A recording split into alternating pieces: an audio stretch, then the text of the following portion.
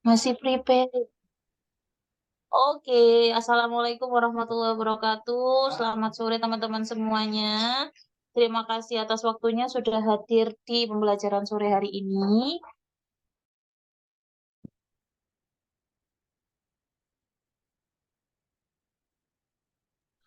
Terima kasih sudah hadir di pembelajaran sore hari ini. Hari ini kita akan belajar terkait soal keperawatan maternitas. Kisaran ada 25 soal. 25, Beb, 25. Terus nanti kalau memang masih ada waktunya, ada materi yang belum ke-review di soal, nanti kita review materinya juga ya. Oke, sebelum kita mulai pembelajaran pada sore hari ini, alangkah baiknya kita berdoa terlebih dahulu supaya apa yang kita pelajari itu bermanfaat dan teman-teman semuanya nanti diberikan kemudahan, diberikan kelancaran, diberikan keberkahan saat menjalankan ataupun mengerjakan soal-soal UKOM di bulan Oktober besok untuk anak-anak D3 dan S1 Nurse. Mari kita berdoa menurut kepercayaan dan agama masing-masing. Berdoa mulai. Berdoa selesai. Kita mulai ya. Oke, nomor yang pertama. Seorang perempuan usia 23 tahun P1A0 datang ke puskesmas bersama suami. Anamnesisnya ingin menunda kehamilan dan baru melahirkan 3 bulan yang lalu serta belum pernah menstruasi pasca melahirkan. ASI eksklusif juga. Hasil pemeriksaan KU-nya baik, TD-nya 140/90, nadinya 88, suhunya 36,6, P-nya 24, tidak ada pembesaran abdomen. Apakah alat kontrasepsi yang paling tepat diberikan pada kasus tersebut? Apakah AKDR, pil kombinasi, suntik 3 bulan, implan, atau KMUW? Kira-kira yang mana? Jawabannya yang mana kira-kira? Tak kasih waktu 1 menit.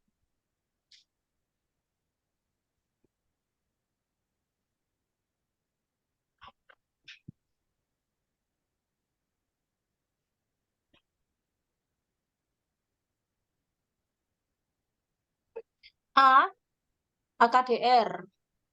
B, ada yang bilang pil kombinasi. Yuk yang lain jawabannya apa? Kemana semua ini? Baru 68 yang gabung. D. D itu apa, Beb? D itu apa? Implan. Oke. A, D, sama B pilihannya ya. Oke, ada lain nggak? Ada yang memilih pilihan yang lainnya?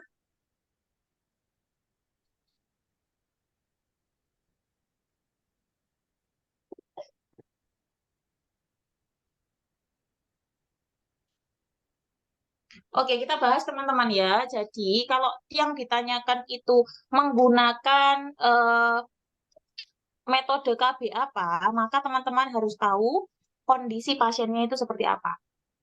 Nah, di sini usianya 23 tahun. Usia 23 tahun, dia ini baru saja melahirkan, kemudian dia ingin melakukan atau memberikan ASI eksklusif pada anaknya. Kalau usia 23 tahun baru melahirkan, maksudnya kita persepsikan mungkin ini anak yang pertama. Apakah untuk option MOW itu bisa dilakukan? MOW, metode operasi wanita, apakah diperbolehkan? Tidak, Nurse. Kenapa tidak boleh Tidak, diberikan? karena masih muda dan anaknya juga masih 1, Nurse. Oh, oke, siap. Sip, berarti terhalang dari usia ya, Kak ya. Ada hamba sehingga MOW tidak boleh. Ya, betul, karena itu permanen. Berarti jawaban yang E langsung gugur ya. Kemudian kita lanjut. Di sini hasil pemeriksaannya orangnya ini sehat, baik, tapi tensinya untuk usia 23 tahun, tensinya 140/90. Untuk nadi, suhu, nafasnya masih tergolong normal. Apakah alat kontrasepsi yang paling tepat diberikan pada kasus tersebut? Berarti ini ada satu hambatan lagi, yaitu adanya tekanan darah tinggi. Tekanan darah tinggi. Nah, kalau kondisi tekanan darah tinggi itu apakah menggunakan KB hormonal atau non hormonal? Nah, pertanyaan itu. Pertanyaannya ketika ada tekanan darah tinggi itu diperbolehkan untuk Hormonal. hormonal atau non hormonal. Pakai yang non hormonal. Nah, di non hormonal itu ada pilihannya AKDR sama MOW. Tadi MOW kan tidak boleh dilakukan karena terhalang usia, maka satu-satunya KB ataupun kontrasepsi yang non hormonal yaitu AKDR. Jadi pada Kak ceket-ceket apa ceket-ceket deh? Ceket-ceket itu apa? Terlalu cepat Kak maksudnya. Jadi pada intinya kalau pasienmu itu ada hipertensi, oh iya. Kalau pada intinya kalau pasienmu itu hipertensi atau ada tekanan darah tinggi itu tidak diperbolehkan menggunakan KB yang hormonal. KB yang hormonal itu bisa berupa pil, bisa berupa suntik, implan, itu hormonal semua. Yang non hormonal itu ada banyak, ada penggunaan AKDR, MOW, MOP, kondom, MAL, dan lain-lain. Nah, di sini kita bahas ya. Jadi jawabannya ini adalah menggunakan AKDR dikarenakan pasiennya ini di usia 23 tahun sudah memiliki tekanan darah tinggi. Nah, di sebelah kanan, di kolom sebelah kanan ini ada metode kontrasepsi hormonal ya. Tidak diperbolehkan pada pasien hipertensi dan varises ataupun dengan gangguan hormonal yang lainnya. Nah, di sini metode kontrasepsi hormonal itu ada pil. Nah, pil itu ada dua macam ya teman-teman. Pil itu ada dua macam, pil yang hanya isinya progestin saja, sama pil yang kombinasi, yang isinya progestin sama estrogen. Ya, saya ulangi sekali lagi, mic-nya siapa itu yang nyala? Ini mic-nya masih nyala semua, minta tolong dimatikan. Ayo, dimatikan dulu. Ya, jadi metode kontrasepsi hormonal itu yang pertama ada pil. Nah, pil itu ada dua macam. Ada yang pil isinya hanya progestin saja, ada pil yang isinya kombinasi atau ada estrogen dan progesteron. Aku tuh langsung terdistract ya kalau ada suara masuk itu.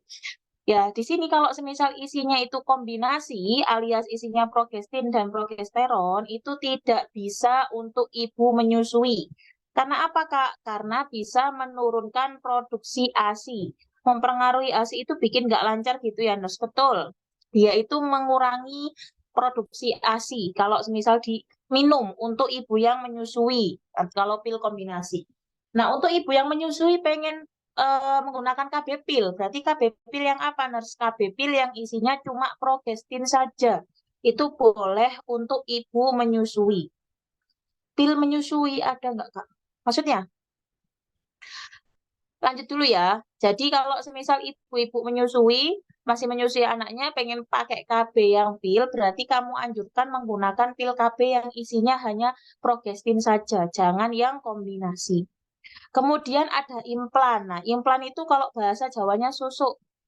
Nah, implan ini KB hormonal juga tidak mempengaruhi ASI. Jadi boleh diberikan pada ibu-ibu yang menyusui, biasanya itu sampai 3 tahun. Nah, ini yang ditanam biasanya ditaruh di lengan ini loh, Rek. Di lengan bawah. Di situ dimasukkannya. Itu implan, itu juga hormonal.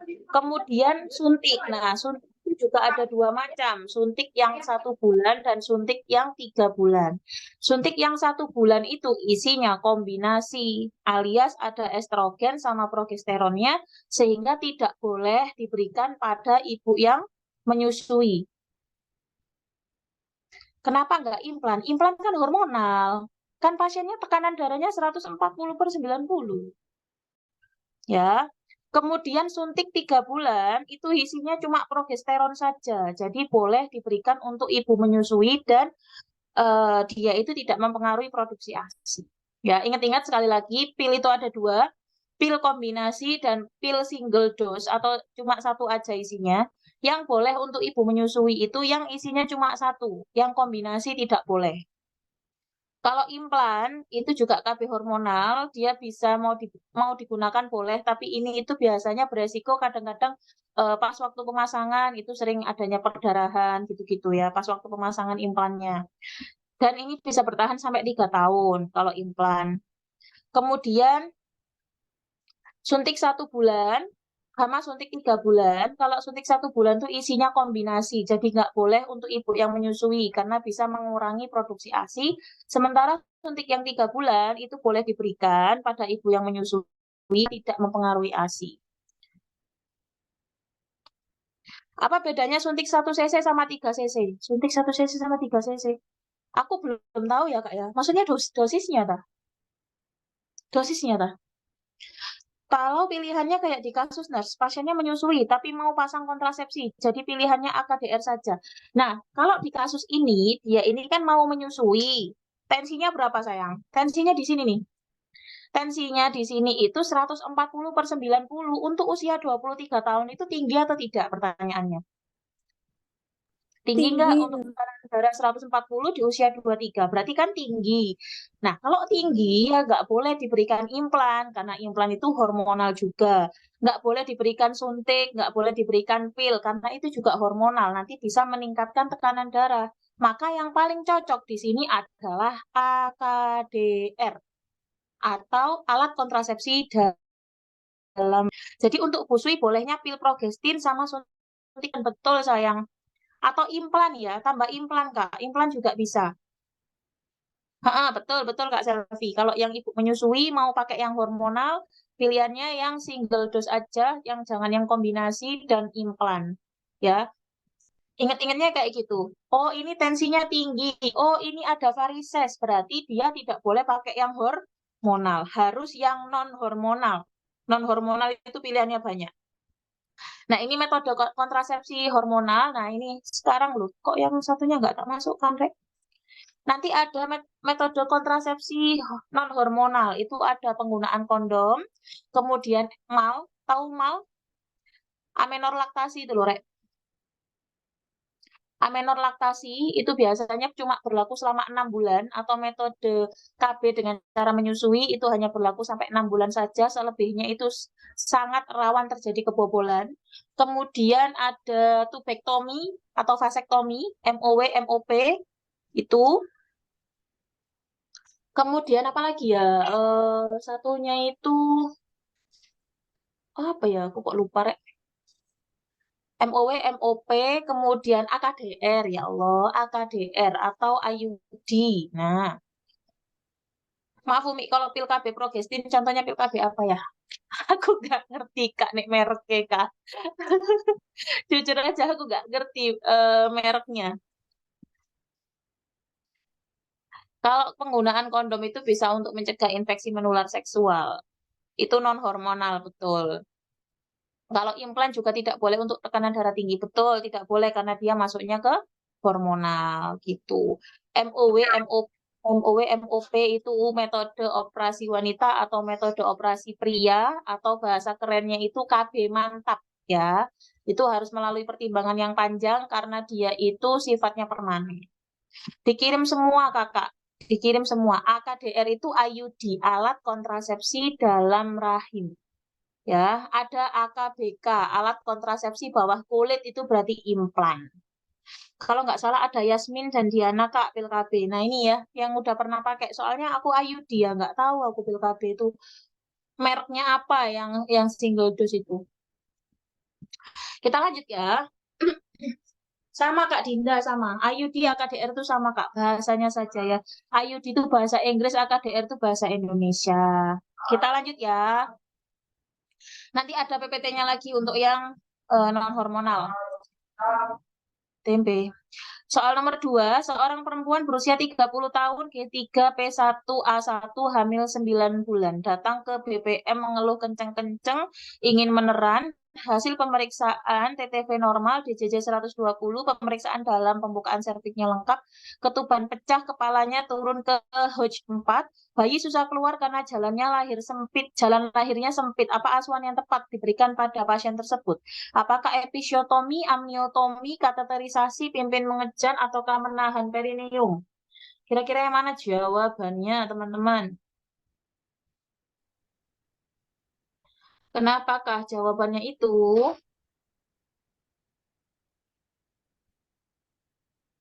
Kenapa harus di episiotomi?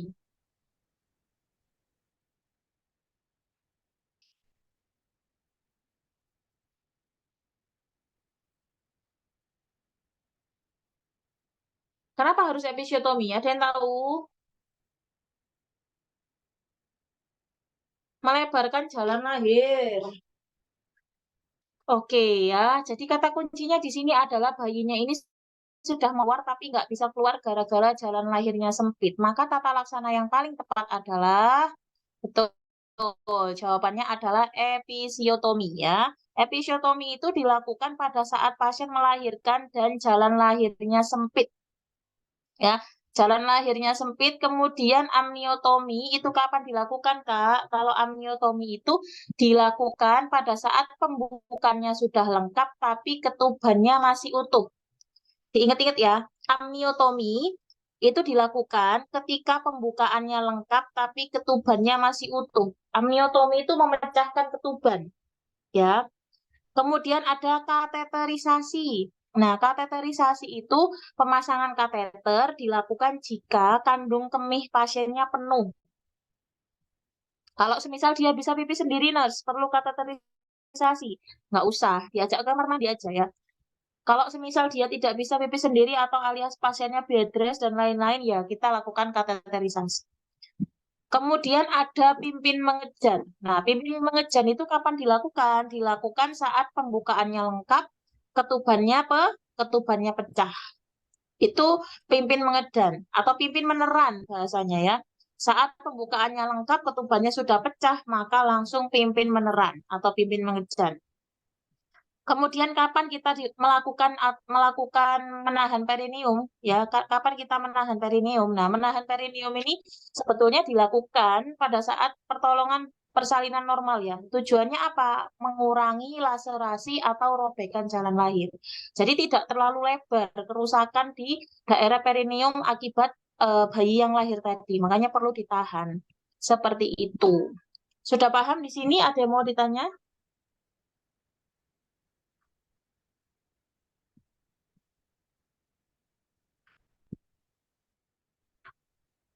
Ada yang mau ditanya?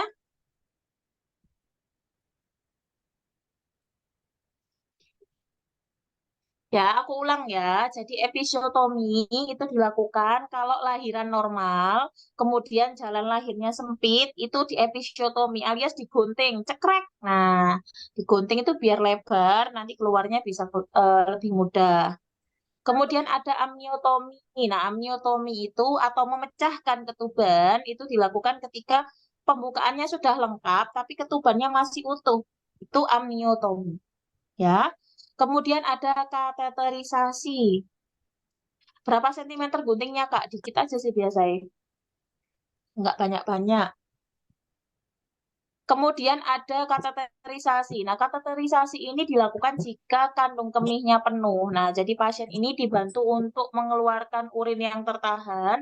Kalau memang pasiennya itu bisa BAK secara normal, ya normal aja BAK biasa. Tapi kalau misal tidak bisa, ya dibantu dengan kateterisasi tadi. Buat yang baru masuk, dimatikan dulu mic-nya ya. Kemudian ada pimpin mengedan atau pimpin meneran. Nah, kapan dilakukan, Kak? Pimpin mengedan ini atau meneran itu dilakukan pada saat pembukaannya sudah lengkap, tapi ketubannya sudah pecah. Jadi ini udah siap untuk melahirkan. Makanya kita anjurkan atau kita ajar untuk meneran ya, ajarkan untuk meneran. Kemudian menahan perineum. Menahan perineum itu dilakukan untuk mengurangi laserasi jalan lahir. Kenapa sih, Kak, kok perlu ditahan tadi ya? Biar robekannya tidak terlalu lebar. Kalau robekannya terlalu banyak itu juga nanti bisa mengakibatkan perdarahan postpartum gitu. Oke, kita lanjut nomor 3.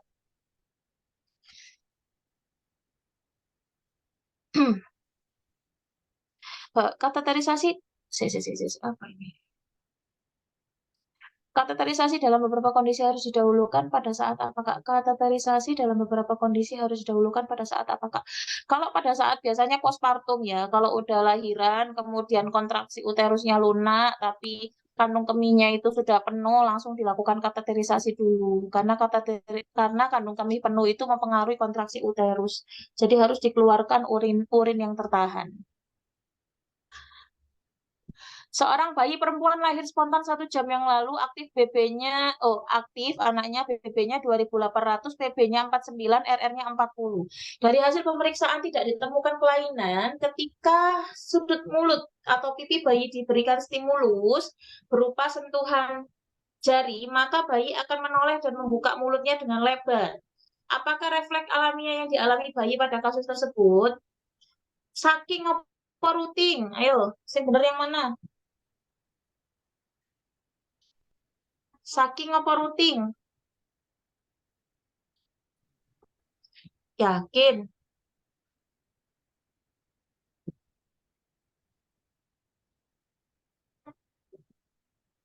Masuk aku sing salah mau corek. Kok prosoku rutin ya? Kok prosoku rutin bukan saking ya? Kita buka aja jawabannya ya.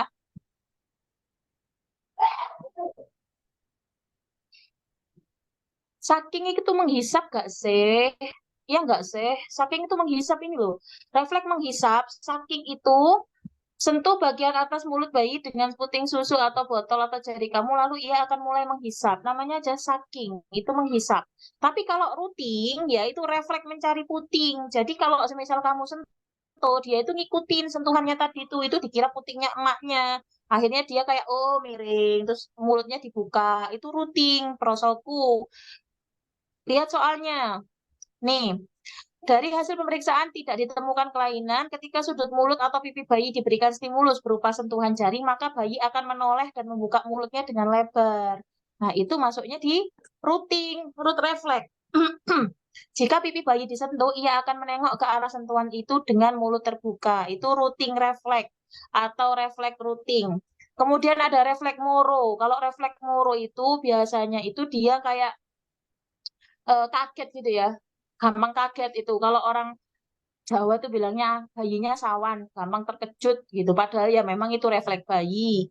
Kemudian ada refleks saking atau refleks menghisap. Itu kalau semisal kamu kasih jari, semisal jarinya kamu taruh di mulutnya bayi, tiba-tiba dihisap. Itu refleks saking. Kemudian ada palmar grasp atau refleks menggenggam.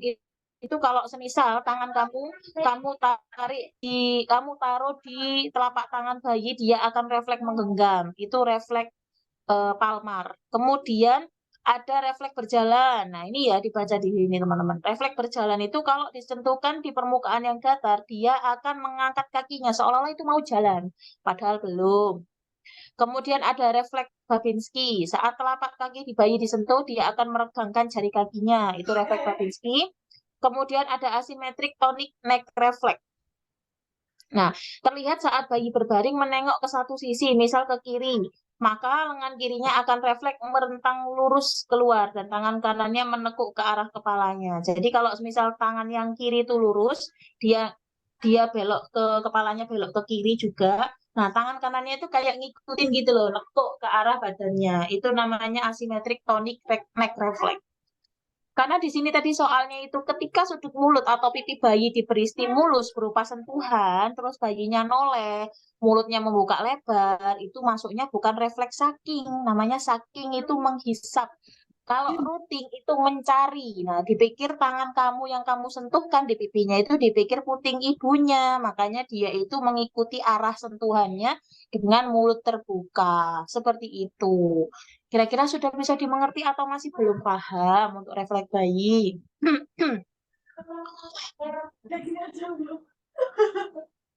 Ayo, Sini, sini, sini, sini. Sini, sini, sini, sini, sini. ada yang mau ditanyakan? Lanjut ya. Nah, nomor 4. Nyonya N Ibu NN umur 28 tahun G1P0A0 usia kehamilannya 36 minggu datang ke klinik bidan, tekanan darahnya 120/80, RR-nya 20, N-nya 89, TFU-nya 36, BCJ-nya 132. Kepala sudah di bawah spina ischiadica. Pada kasus di atas TBC-nya berapa ya? Kok Ibu Sarah juga sih? Atasnya NN, bawahnya Sarah Cicit. Ayo, apa? Kak, maaf saya baru ikut Zoom. Ini materinya maternitas. Iya, maternitas, Kak. Berapa TBC-nya? Di bawah spina ischiadica, TFU-nya 36.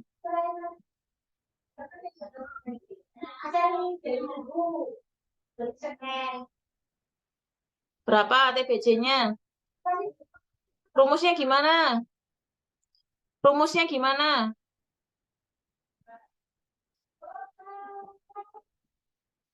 Rumusnya gimana?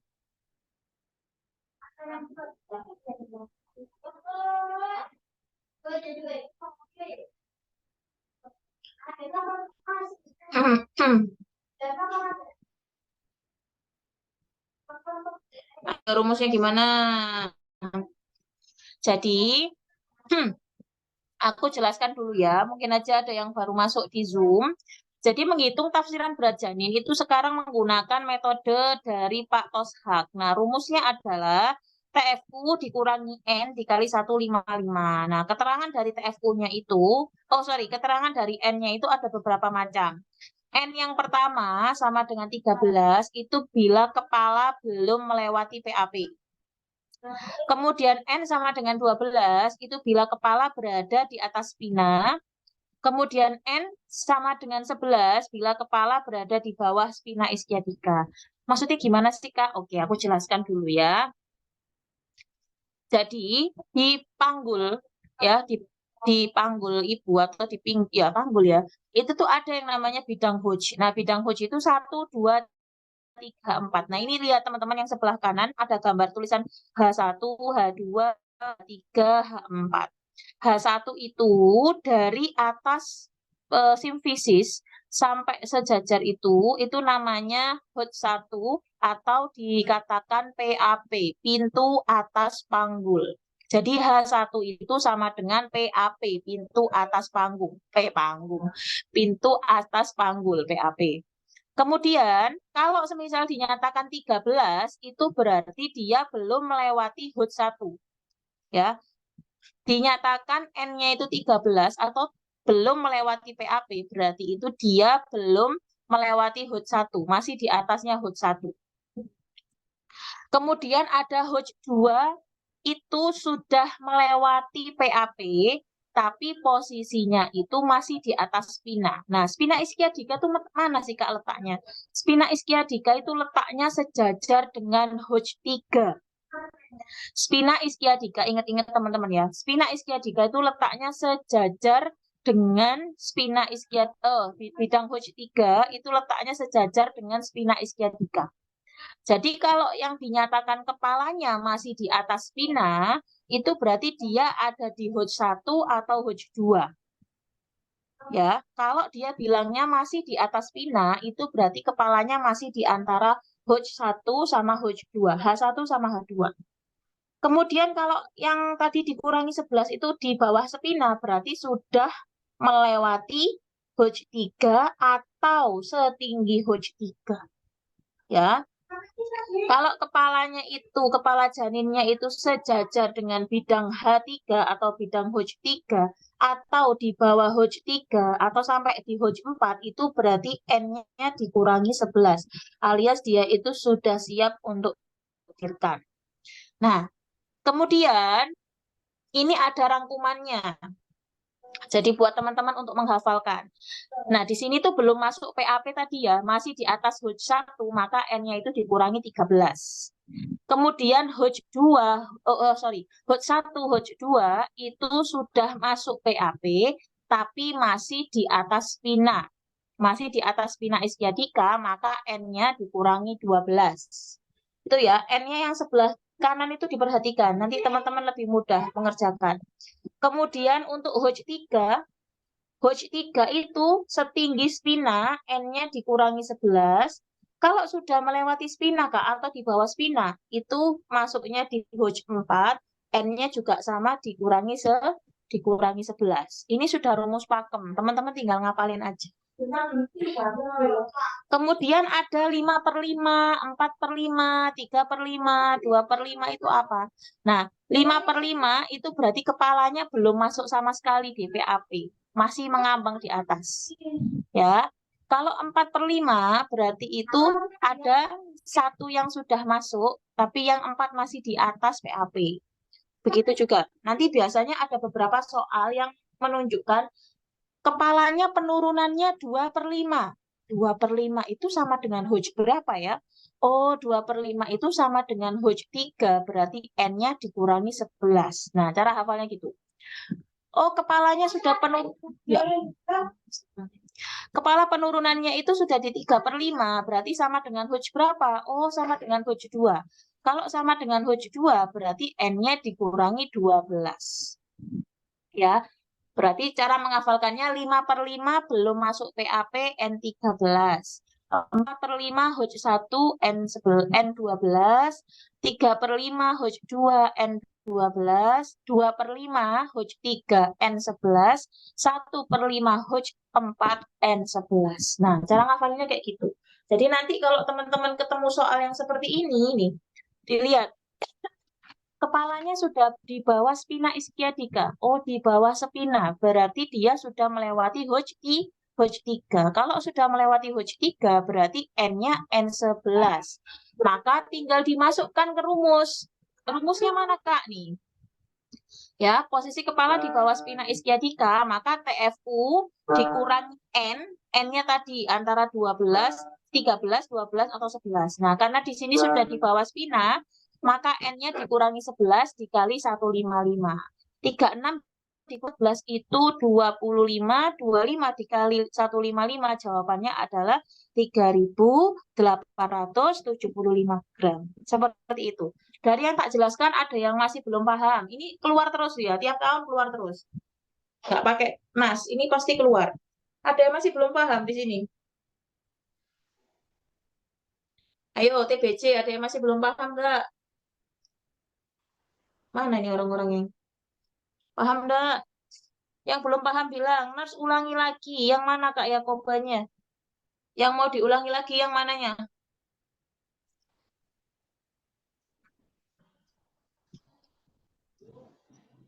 Kak, bisa diulang? Oke, saya benar. Langsung di hafalan cepatnya aja ya, ini ya. Di hafalan cepatnya. Ada beberapa soal.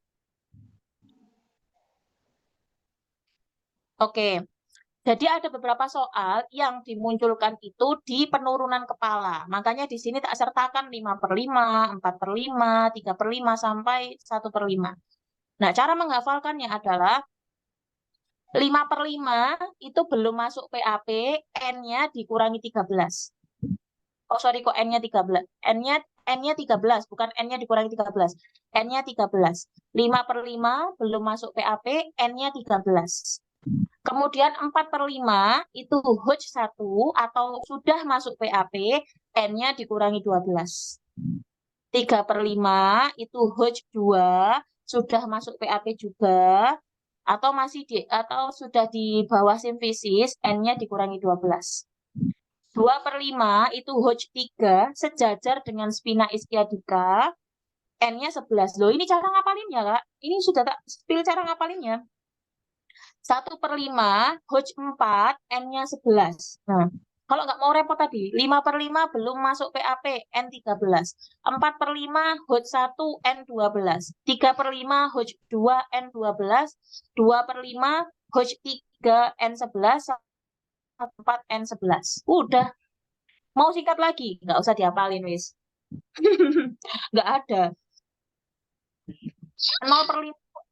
Betul. Kalau sudah 0/5 itu kepalanya sudah crowning, Kak, atau sudah kelihatan di perineumnya udah buka. Jadi udah nggak pakai N11.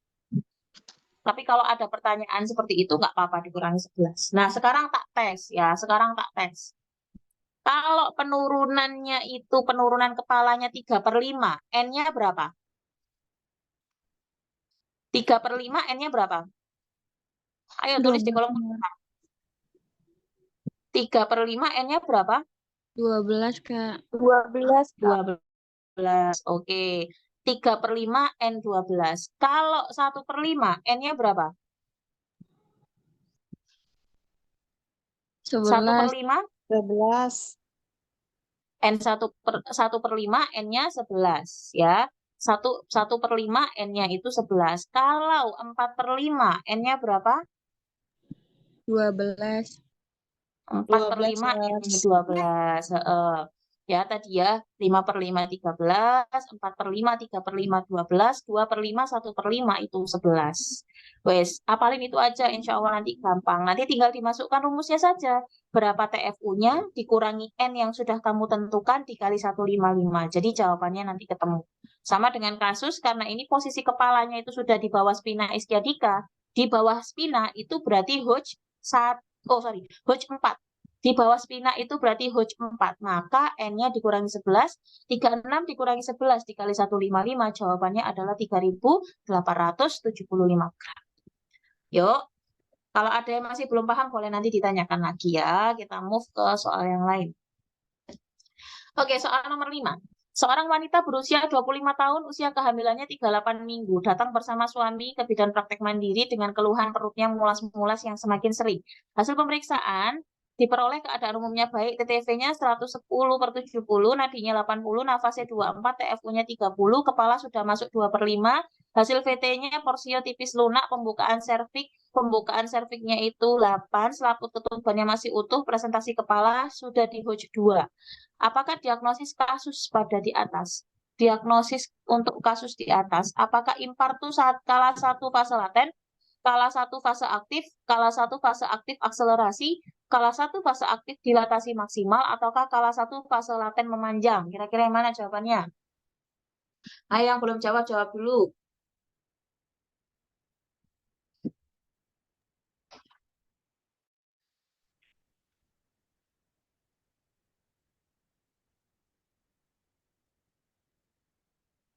Jawabannya apa?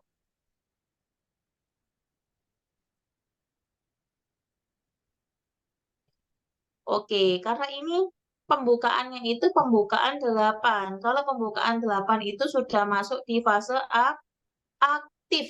Nah, aktifnya itu ada 3 macam, Kakak. Ada apa aja? Nah, kita lihat ya. Jadi untuk kala 2, itu ada fase laten dan fase aktif. Kok kala 2 sih? Kala 1, ya Allah. Kala 1 itu ada fase laten dan fase aktif. Nah, fase laten itu dimulai dari pembukaan 1 sampai pembukaan 3. Laten itu 1 sampai 3. Nah, kemudian setelah laten itu ada yang namanya fase aktif. Nah, fase aktif itu ada 3 macam. Ada akselerasi, dilatasi maksimal, sama deselerasi. Akselerasi itu pembukaan 3 sampai 4, dilatasi maksimal itu pembukaan 4 sampai 9, kalau deselerasi itu 9 sampai 10, ya. Terus karena pertanyaan di sini tadi itu dia pembukaannya sudah pembukaan 8, maka yang paling tepat adalah dia masuk di kala 1 fase aktif dilatasi maksimal. Gimana? Ada yang mau ditanya di sini? Ada yang mau tanya? Boleh, Rek. Lihat soal Kakak. Ya, ini aku bisa lebih fleksibel ini jam segini, soalnya nggak terlalu malam. Ayo. Kalau tidak ada yang bertanya, saya anggap sudah paham dan kita move ke soal selanjutnya. Lanjut ya. Aman, oke. Kita lanjut. Nah, ini KB lagi. Tadi sudah tak jelaskan, sekarang tinggal dijawab saja. Seorang wanita berusia 26 tahun datang ke klinik bersalin. Klien mengatakan melahirkan anak pertama 40 hari yang lalu, belum pernah menggunakan kontrasepsi. Pada pemeriksaan fisik diperoleh keadaan umumnya baik. Pada pemeriksaan TTV diperoleh tekanan darahnya 120/70, nadinya 80, nafasnya 24, pasien ingin tetap menyusui anaknya dan ada riwayat varises. Apakah alat kontrasepsi yang cocok untuk perempuan tersebut? Implan IUD, implan IUD suntik 1 bulan, 3 bulan, atau KMOW? Nah, sudah kelihatan ya. Di sini dia ada varises, Kakak. Kemudian dia itu mau menyusui anaknya. Nah, kalau udah ada varises, otomatis kita harus cari KB yang non-hormonal. Yang non-hormonal di sini apa? Cuma IUD sama MOW. Nah, ini usianya baru 26, Kak. Tidak boleh dilakukan MOW. Maka satu-satunya pilihannya adalah IUD atau AKDR, ya. Jawabannya adalah B. Tuh, ya. Gampang ya. Cus, lanjut. Soal nomor 7. Seorang wanita berusia 22 tahun, 3 hari postpartum, MOW untuk umur berapa? Di atas 35, sayang. Ini kan Saat hidup ini, sebentar ya. MOW itu metode operasi wanita, Kak. Oke, sebelum lanjut ya. MOW atau metode operasi wanita atau KB mantap atau tubektomi itu dilakukan pada wanita usianya itu di atas 35 tahun yang biasanya itu memiliki riwayat kehamilan dengan resiko tinggi. Contohnya ada hipertensi, diabetes mellitus, atau pasiennya itu pernah preeklamsi, itu dianjurkan untuk melakukan steril, betul, steril atau tubektomi atau MUW. Tapi kalau usianya masih di bawah 35, itu tidak diperkenankan. Kenapa? Karena itu masih usia produktif, jadi tidak boleh dilakukan MUW ataupun tubektomi, karena ini kan sifatnya permanen, nggak bisa balik gitu ya.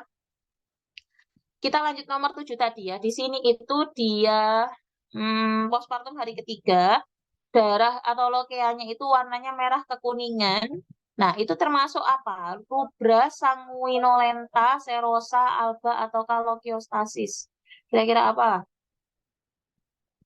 Rubra apa sanguinolenta? Kira-kira?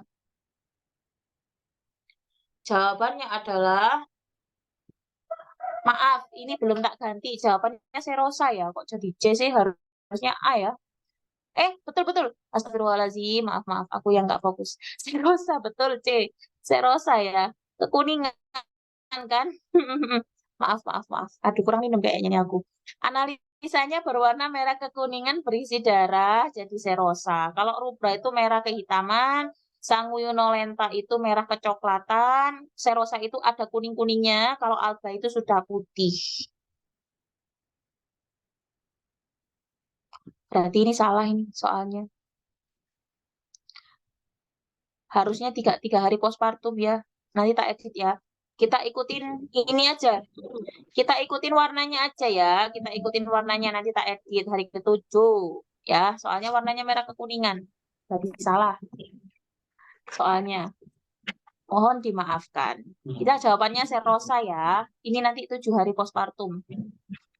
Kalau rubra itu betul, rubra itu 1-3 hari, warnanya merah kehitaman, sanguinolenta itu 4-7 hari, merah coklatan, serosa itu 7-14 hari, warnanya kekuningan, alba itu di atas 14 hari atau di atas 2 minggu, warnanya putih ya, atau keputihan biasa, kayak orang keputihan gitu. Suaranya sih. Yang baru masuk langsung dimatikan Yorek ya. Nanti ini tak edit dulu sebelum diupload. Emang belum tak upload sih. Kita lanjut ya. Nah, ini yang bolak-balik udah ikutan gampang ini. Seorang wanita usia 35 tahun, hamil 4 minggu, datang ke BPM dengan keluhan kram pada perut. Perdarahan disertai bercak dan sedang bercak, dan dari kemaluannya itu juga ada perdarahan. Hasil pemeriksaan vital sign-nya, TD-nya normal, N-nya normal, RR-nya normal, suhunya 375, pada pemeriksaan dalam serviksnya masih tertutup. Apa coba jawabannya? Kalau serviks tertutup, adanya perdarahan, serviksnya masih tertutup, apa? Kalau abortus, Kak jelaskan. Iya, siap. Apa Rek kira-kira? Abortus apa ini? Dia ada perdarahan, tapi serviksnya masih tertutup. Serviksnya tertutup. Iminen atau insipien? Ayo. Iminen atau insipien? Yang betul yang mana? Apa Kak? Nurse. Iminen. Oke, kita lihat ya. Jadi ini ada jenis-jenis abortus ya Kak ya. Hanya sebagian sih, masih banyak lagi. Tapi yang sering keluar 5 poin ini. Ada yang namanya abortus iminen. Nah, abortus iminen itu adanya perdarahan, tapi saat dilihat itu serviksnya masih menutup atau tidak terdapat pembukaan serviks ya. Yang tak blok itu untuk menghafalkannya. Iminen tidak terdapat pembukaan serviks.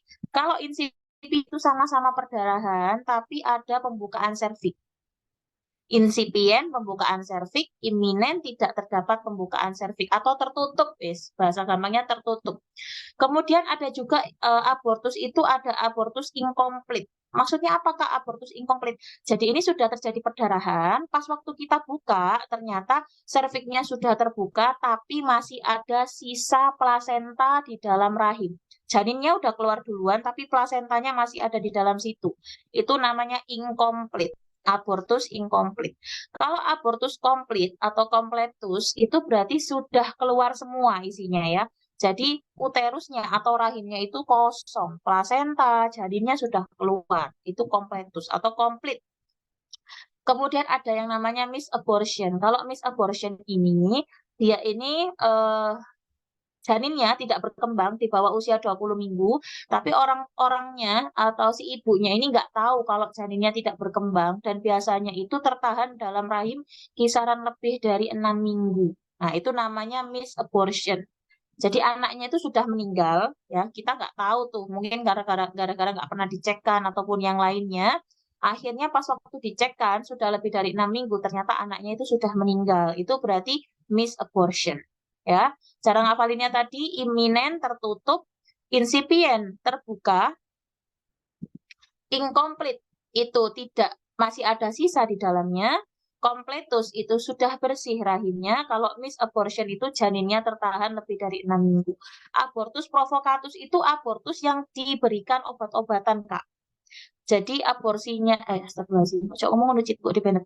Abortusnya itu gara-gara pemberian obat-obatan. Abortus provocatus. Jadi jawabannya ini imminent ya. Mulut kalau nyebut immingkem, ya. Bisa. Imminent tertutup, incipient terbuka. Boleh dicoba. Oke, kita lanjut ya.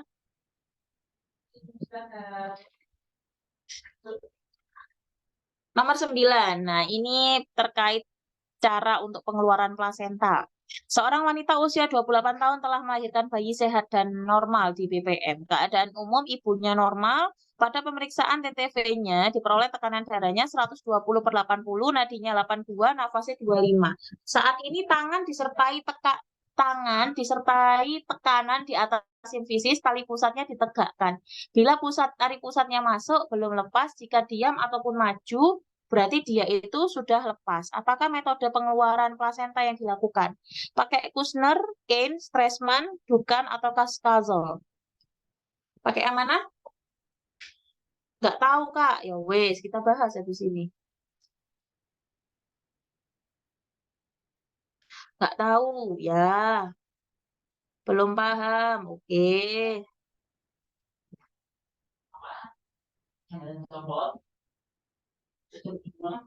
Jadi pakai yang mana? Nggak tahu, Nurse. Ayo, yang tahu. Ada yang tahu enggak?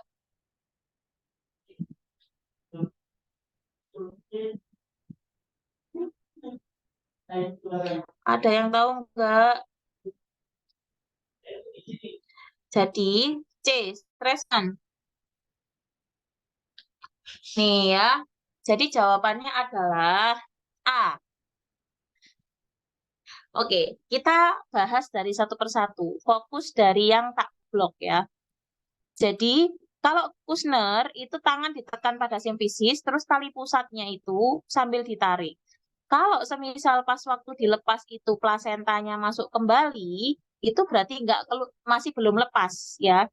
Plasentanya atau talinya itu memendek, itu berarti belum lepas. Kalau pas waktu habis kita tarik, terus kita lepas, kok malah lebih panjang, ataupun masih tetap posisinya, berarti itu kita curigai plasentanya sudah lepas. Itu Kushner.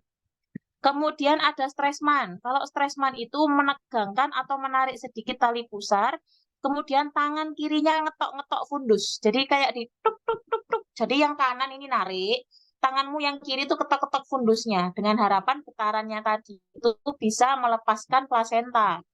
Ya, yang kiri ketok-ketok. Jadi ingatnya Stresemann kiri ketok-ketok, tangan yang kanan narik. Kemudian ada Klein ya. Kalau Klein itu dia minta gasnya untuk ngeden.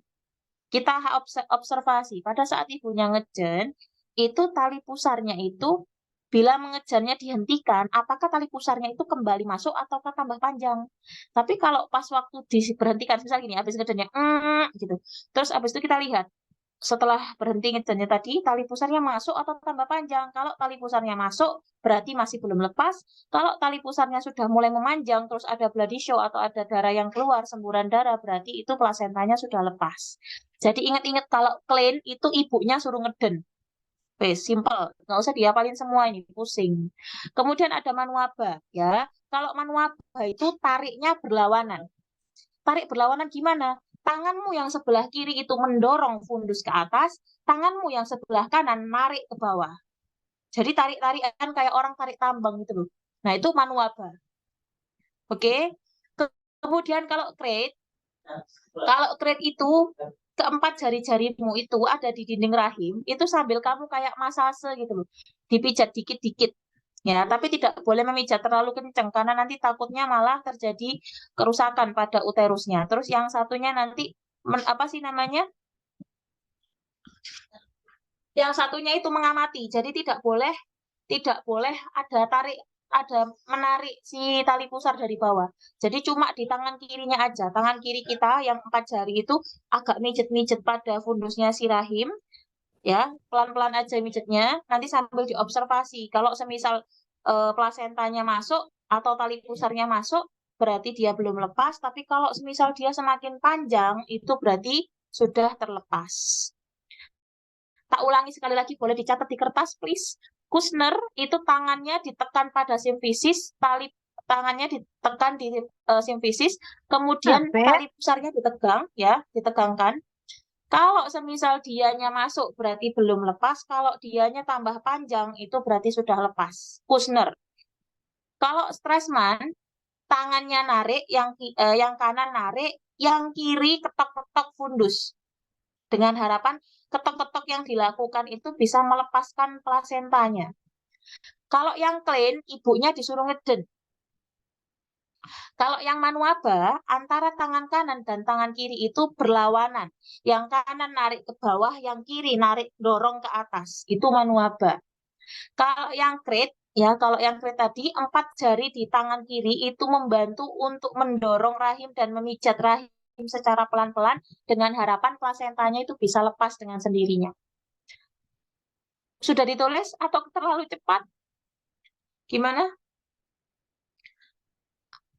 Kak, mohon diulang satu kali lagi. Kecepatan ya. Oke, aku ulang sekali lagi. Kushner, terlalu cepat. Oke.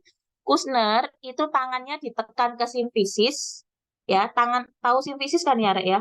Tahu simfisis tangannya. Kalau Kushner, tangan ditekan ke simfisis, tangan yang sebelah kanan itu menarik. Apa sih namanya? Menarik tali pusar. Tangan kiri menekan simfisis, tangan kanan menarik tali pusar. Itu Kushner.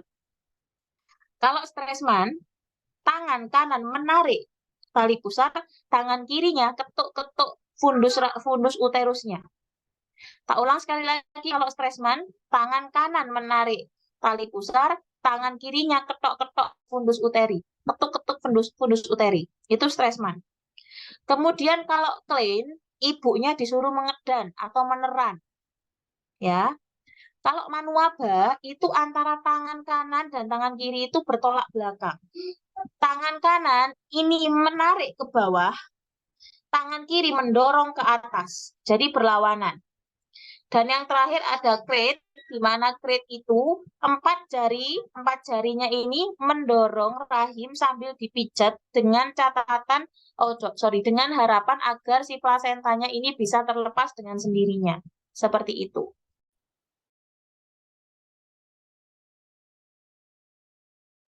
Gitu ya.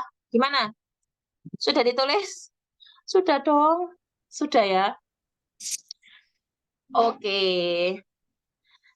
Itu cara cepatnya. Kita lanjut ya. Seorang perempuan berusia 27 tahun dirawat di ruang bersalin dengan postpartum 1 jam. Hasil pengkajian, pasien mengatakan banyak darah keluar sampai tembus ke kain, kontraterusnya lemah, TFU-nya 3 jari, kandung kemihnya kosong, tekanan darahnya 90/60, nadinya 112, suhunya 373, nafasnya 26. Tindakan yang paling tepat dilakukan apa? Ayo dijawab yuk, yang belum jawab dijawab dulu.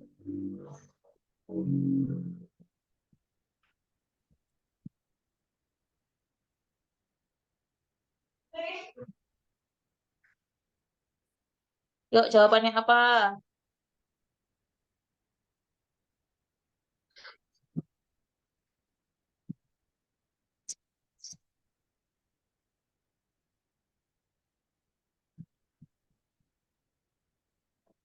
Jawaban yang mana?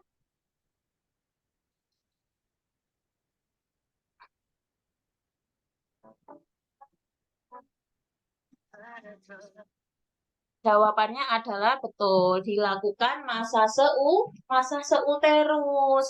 Kenapa di masa Kak? Karena uterusnya lembek, kemudian dia ini ada perdarahan tadi ya, perdarahannya itu sampai tembus ke kainnya. Karena kontraksi uterusnya lemah, maka harus di masase. Nah, masase ini fungsinya adalah untuk menstimulasi agar si uterus itu bisa berkontraksi dengan maksimal. Seperti itu. Nah, ketika teman-teman menemui pasien dengan postpartum, terus kontraksi uterusnya lemah, terus ada kandung kemihnya penuh, maka bukan kontraksi uterus yang harus teman-teman atasi, tapi keluarkan urin yang tertahan. Atau kalau misal ibunya bisa pipis, suruh pipis.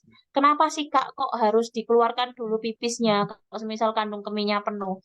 Karena tadi ya, kandung kemih, vesika urinaria, rahim, sama anus ya, itu dia kok anus ya, itu anus. Iya, anus tayo. Itu tuh dia kolon ya, kolon itu tuh bonceng 3.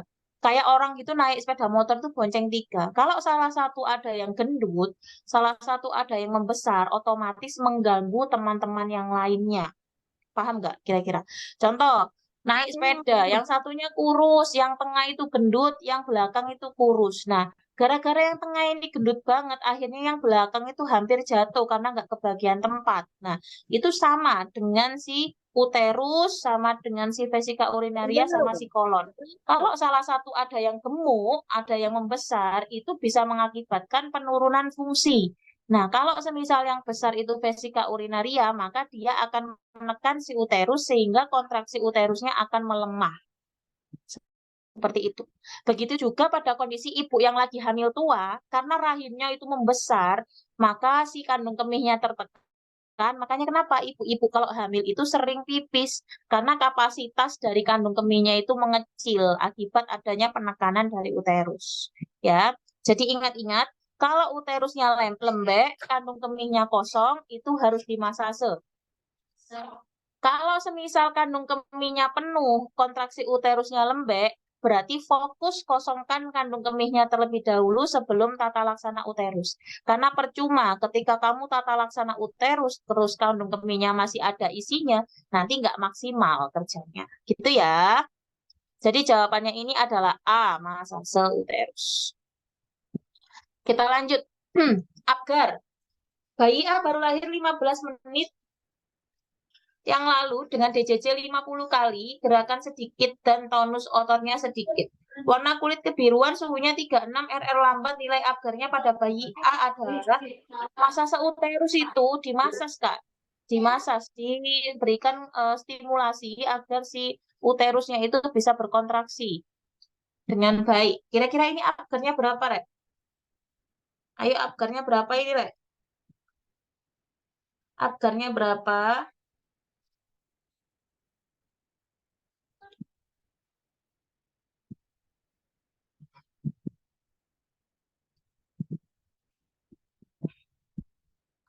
Ayo, berapa hasilnya?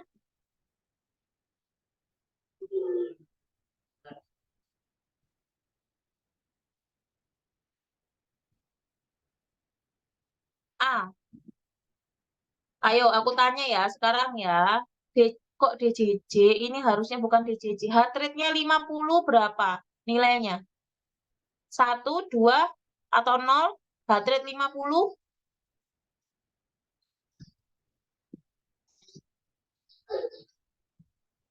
1, oke. Kemudian eh, gerakan sedikit. Gerakan sedikit nilainya berapa? Nilainya 1, oke, betul. Tonus ototnya sedikit nilainya berapa? 1, oke. Warna kulit kebiruan, berarti ini sudah eh, kemungkinan ya. Ini ekstremitasnya yang biru, yang badannya masih merah ini. Kalau semisal tidak nanti nilainya 0, jawabannya harusnya 4. Tapi ini warna kulit kebiruan ya, kita anggap ekstremitasnya saja. Berarti nilainya 1, kemudian RR-nya lambat, nilainya 1. Nih ya, agar itu cara menghafalkannya, teman-teman fokus di tabel yang 1. Jadi untuk menghafalkannya fokus di tabel yang angka 1. Appearance atau tampilan itu ada 0. Iya, kalau 4 nggak ada jawabannya. Nanti tak edit aja pertanyaannya ya. 0, 1, 2. Nah, kalau 0 itu untuk warna kulit berarti seluruh tubuhnya pucat atau biru. Satunya itu tubuh kemerahan, ekstremitas biru. 2 itu seluruh tubuh kemerahan. Kalau yang P atau pulsasi itu 0 tidak ada, 1 itu kurang dari 100, 2 itu lebih dari 100 kali. Kalau grimace itu tidak bereaksi, tidak ada refleks. Kalau yang satu gerakannya sedikit, 2 reaksi melawan. Kalau activity, 0 itu lumpuh, 1 ekstremitas fleksi sedikit, 2 itu gerakan aktif. Kemudian ada respiration, itu kalau dia tidak bernafas berarti nilainya 0, 1 itu nilainya lambat. Sorry, lambat itu nilainya 1, dan menangis kuat itu nilainya 2. Jadi fokus teman-teman hafalkan yang di kolom 1 saja ya. Nanti untuk kolom yang lainnya bisa mengikuti. Seperti itu. Kita lanjut ya. Ini nomor berapa sih nanti? 11. Nanti tak edit. Kita lanjut ke nomor 12. Seorang perempuan datang ke poli kandungan untuk memeriksakan kehamilan. Perawat yang bertugas melakukan pengkajian awal. Pasien mengatakan bahwa saat ini usia kehamilannya 28 minggu dan ini merupakan kehamilan yang keempat. 1 tahun yang lalu pasien mengalami keguguran. Saat ini anak pertama pasien berusia 8 tahun. Anak kedua pasien meninggal pada usia 1 jam pasca bersalin. Kira-kira dia ini penulisan dokumentasi status obstetriknya bagaimana? Jawabannya yang mana?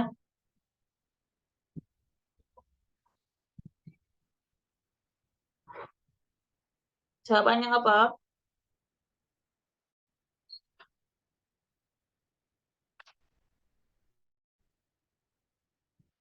D atau E, ayo. D atau KE, ayo.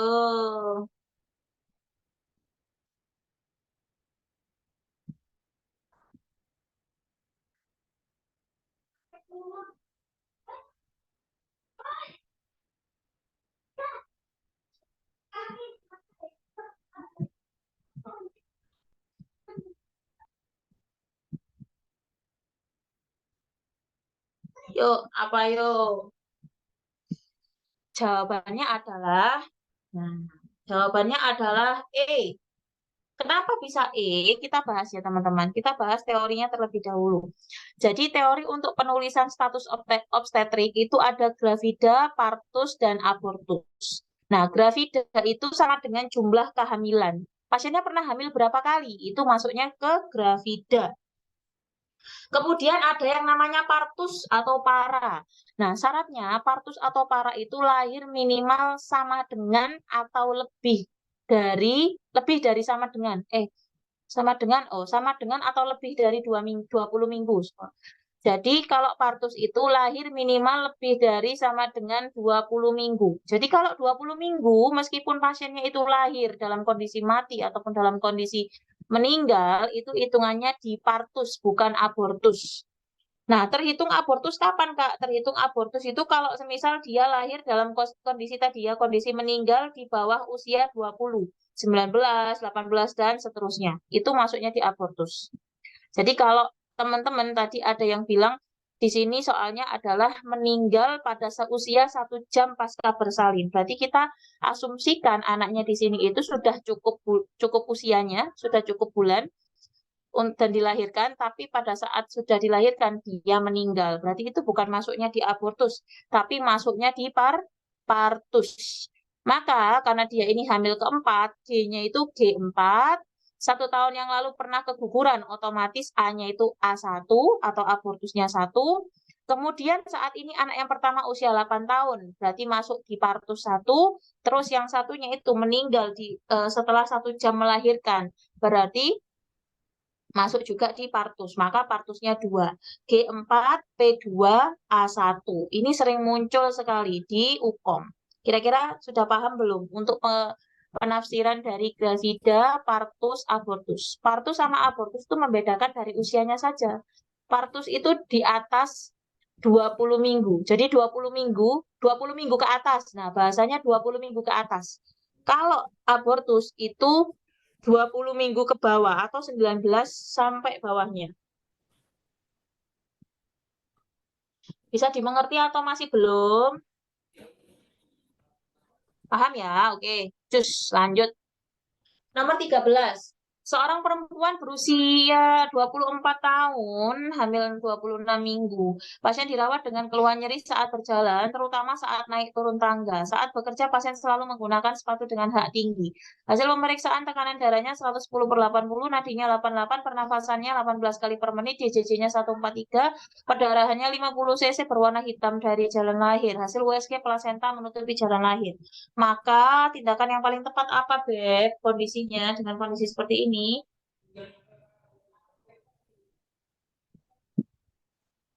Apa tindakan yang paling tepat dilakukan?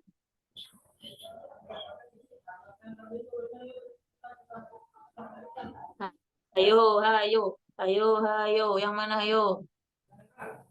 Yang paling tepat dilakukan apa? Tensinya masih bagus loh. Masa ia mau pasang infus?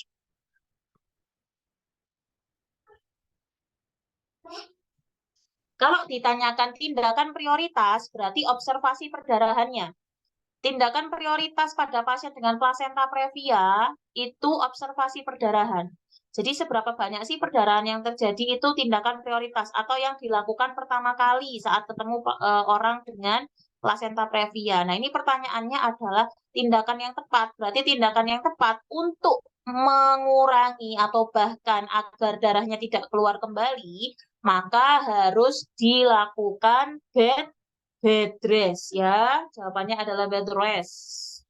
Jawabannya adalah bed rest. Nah, ini gambar dari plasenta previa, teman-teman.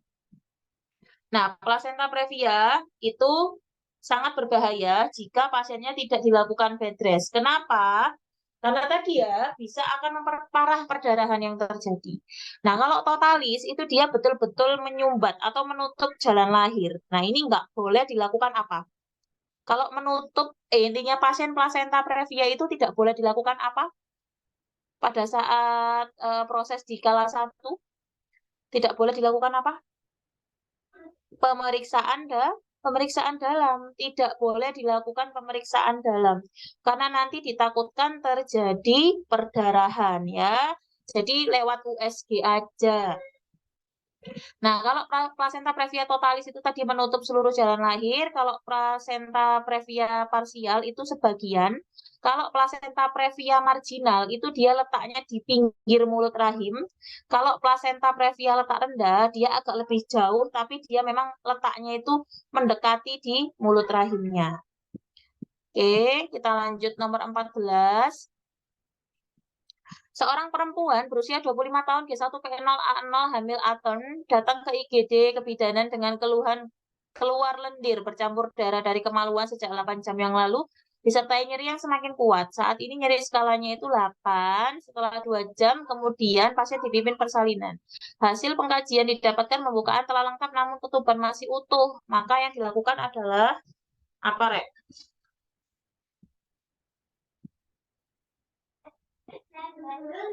Yuk, jawabannya apa?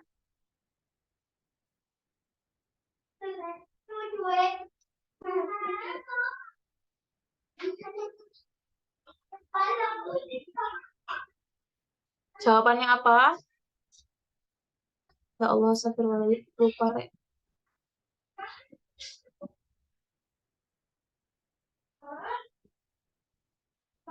Jawabannya adalah karena pasiennya ini itu belum ketubannya masih utuh, maka yang harus dilakukan adalah amniotomi atau kita pecahkan ketubannya terlebih dahulu agar nanti setelah pecahnya ketuban itu bisa kita ajarkan untuk meneran ya, ajarkan untuk mengedan. Oke, tadi ingat-ingat kalau ketubannya masih utuh pecahkan. Kalau sudah pecah ajarkan untuk mengedan atau pimpin meneran. Gitu ya. Terus lanjut. Ini taksiran persalinan. Seorang perempuan usianya 25 tahun dengan status obstetriknya T2B1A0 datang ke Poli Opjin untuk memeriksakan kehamilannya. Hasil pengkajian didapatkan HPHT-nya 10 April 2021, siklusnya 28 hari. Ini apa sih TTV-nya normal, berapa taksiran persalinannya kira-kira? Jawabannya, taksiran persalinannya berapa?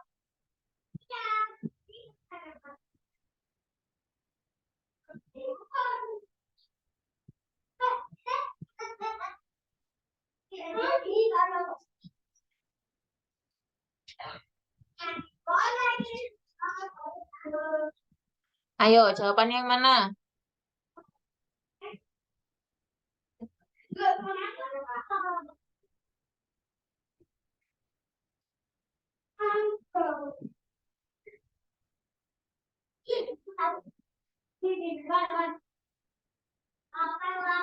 Jawaban yang mana? Yo, caranya gimana caranya? Ada yang tahu caranya gimana?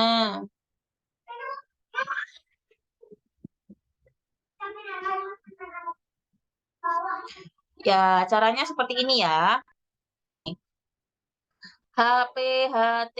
Nah, HPHT itu kalau untuk HPHT-nya berkisar Januari sampai Maret, maka rumusnya adalah hari ditambah 7, bulan ditambah 9.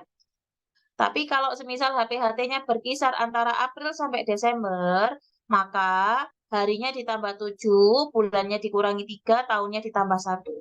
Nah, di sini karena soalnya tadi 10 April 2021, maka kita menggunakan rumus kedua, yaitu tanggalnya ditambah 7, bulannya dikurangi 3, tahunnya ditambah 1.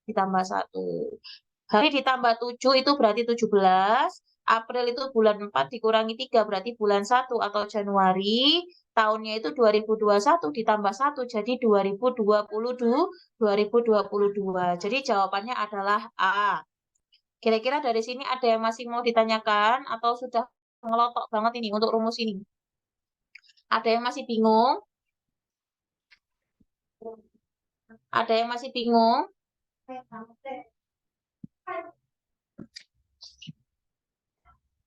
Paham, lanjut ya. Soal nomor 16, maaf masih bingung. Kak Ayu, bingungnya di mananya Kak Ayu? Kak Ayu tinggal lihat rumusnya aja sayang. Di sini HPHT-nya, yang menentukan tuh HPHT-nya ada di bulan apa. Kalau di bulan Januari sampai Maret, berarti harinya tambah 7, bulannya ditambah 9.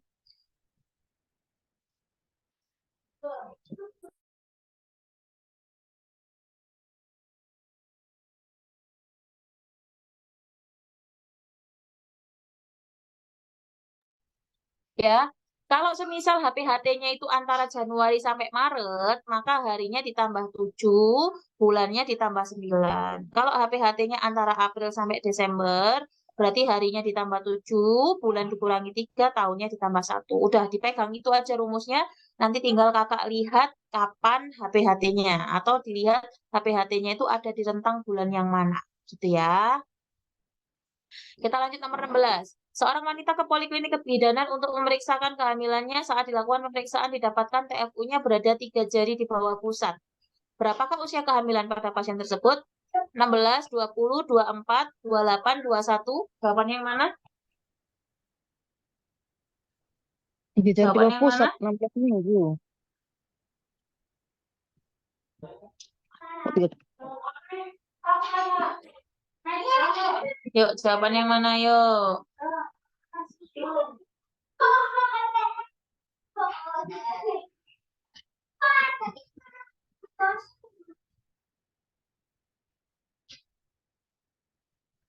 Dua 20 minggu. Yakin? Yakin nggak itu?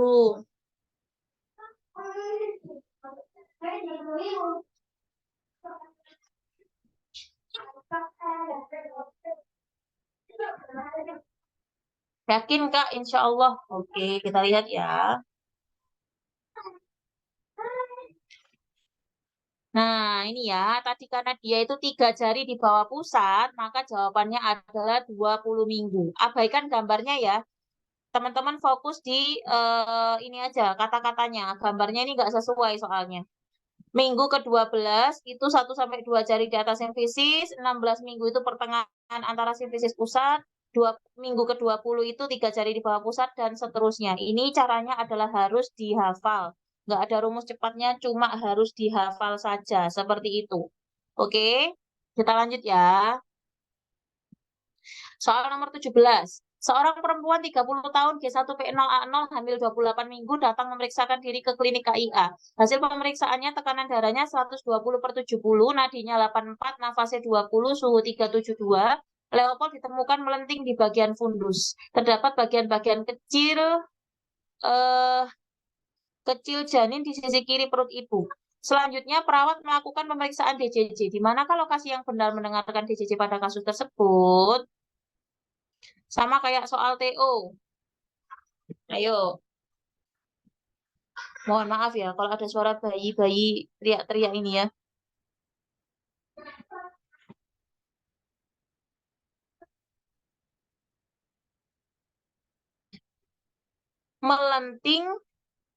Melenting di fundus, Rek. Halo, melenting fundus, melenting itu apa? Melenting itu apa?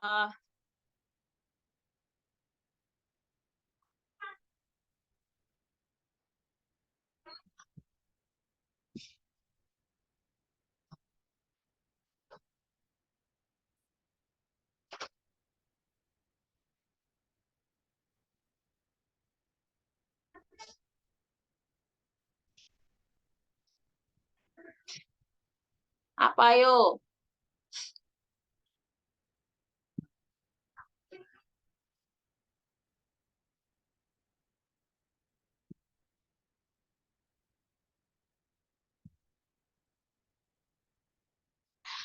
Tereng. Jawabannya adalah B. Gimana sih Kak cara menentukannya? Aku pusing. Oke. Fokus ya teman-teman. Lihat letak kepalanya di mana. Tadi itu di fundusnya itu melenting. Kalau melenting itu bokong atau kepala? Kepala. Kalau bokong itu tidak melenting, dia itu lunak. Ya. Kalau di fundus uterinya itu kepala, otomatis kepalanya di atas atau di bawah?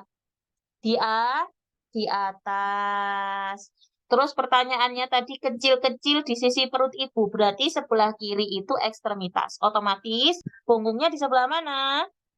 Di sebelah kanan. Maka jawabannya adalah abdomen kanan atas. Gitu. Jadi yang diperhatikan itu letak kepala bayinya, kepala janinnya itu di mana? Atas atau bawah? Kalau sudah tahu letaknya, baru lihat punggungnya di sebelah mana. Punggung itu kalau di Leopold yang dirasakan itu seperti papan, keras, datar, itu punggung. Kalau kecil-kecil, serpihan-serpihan, itu berarti ekstremitas. Gitu. Ada yang mau ditanyakan di sini kira-kira? Ada yang mau ditanyakan di sini? Sudah ya? Clear? Oke, kita lanjut. Nomor 18. Seorang perempuan masih bingung letak kepala. Oke ya, karena ada temannya yang bingung, kita balik dulu. Letak kepala itu menentukannya dilihat kakak. Dia itu di fundusnya isinya apa? Kalau isinya melenting ya, kata kuncinya melenting. Kalau melenting itu kepala. Tapi kalau di fundusnya itu teraba lunak, tidak melenting, berarti itu bokong. Wes, pegang kuncinya di situ aja. Lihat di fundus uterinya. Fundus uterinya kalau dia tidak melenting teraba lunak, berarti bokongnya ada di atas. Kalau bokongnya di atas, otomatis kepalanya di bawah. Tapi kalau di fundus uterinya melenting, berarti kepala otomatis kepala di atas, bokongnya di bawah. Kalau kepalanya di atas, masa ia mau DJJ di bawah? Kurang maksimal. DJJ itu paling maksimal tempatnya atau punktum maksimumnya itu di daerah mendekati kepala, daerah punggung mendekati kepala. Makanya kita ikut di mana letak kepalanya. Kalau kepalanya ada di atas, ya di abdomen atas, tinggal kanan kirinya teman-teman tinggal tentukan di mana letak punggung si janin. Udah gitu ya. Kita lanjut nomor 18. Seorang perempuan datang ke klinik untuk memeriksakan kehamilannya. Saat dilakukan pemeriksaan didapatkan hasil TFU-nya itu 29. 29. Berapakah minggu usia kehamilan pada kasus tersebut? Ayo. Berapa, guys?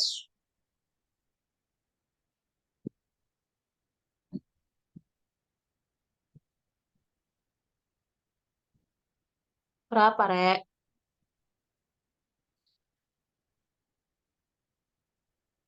E.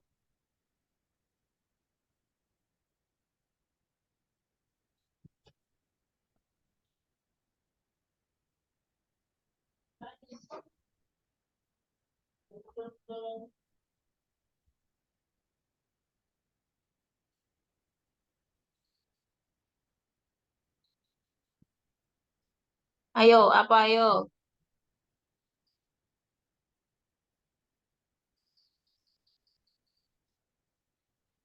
Rumusnya adalah, berarti rumusnya itu 29 dikali 8 dibagi 7. Maka jawaban yang betul adalah 33. Nah, ini ada rumus perhitungan TFU rumus perhitungan usia kehamilan berdasarkan TFU. Kalau yang ditanyakan bulan, rumusnya itu TFU-nya berapa dikali 2 dibagi 7. Kalau yang ditanyakan minggu, itu TFU-nya berapa dikali 8 dibagi 7. Udah deh jawabannya itu ya. Kalau bulan TFU dikali 2 dibagi 7, kalau minggu TFU dikali 8 dibagi 7. Dari sini ada yang masih belum dimengerti, teman-teman?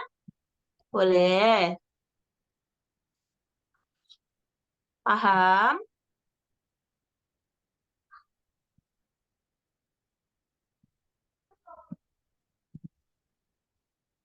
Kita lanjut ya.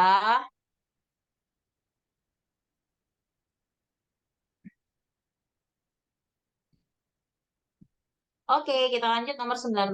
Seorang wanita berkunjung ke klinik kandungan pada tanggal 29 November 2024. Pada saat dikaji, mengatakan HPHT-nya 17 Mei 2024. Berapa sih usia kehamilannya pada kasus tersebut? Apakah 21 minggu 3 hari, 22 minggu 3 hari, 21 minggu 2 hari, 26 minggu 12 hari, ataukah 24 minggu, 24 minggu 4 hari. Nah, ini caranya adalah teman-teman tinggal dikurangi tanggal kunjungan dikurangi HPHT-nya saja. Kira-kira yang mana jawabannya? Yuk. Yuk, yang mana jawabannya? Yuk.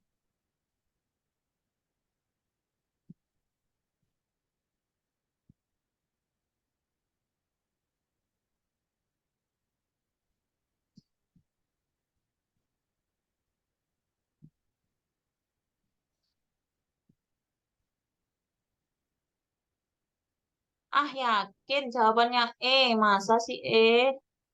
Ayo, yang mana jawabannya?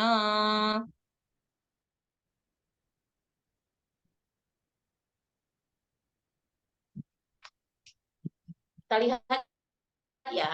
Jadi caranya seperti ini, teman-teman. Aku jelaskan terlebih dahulu.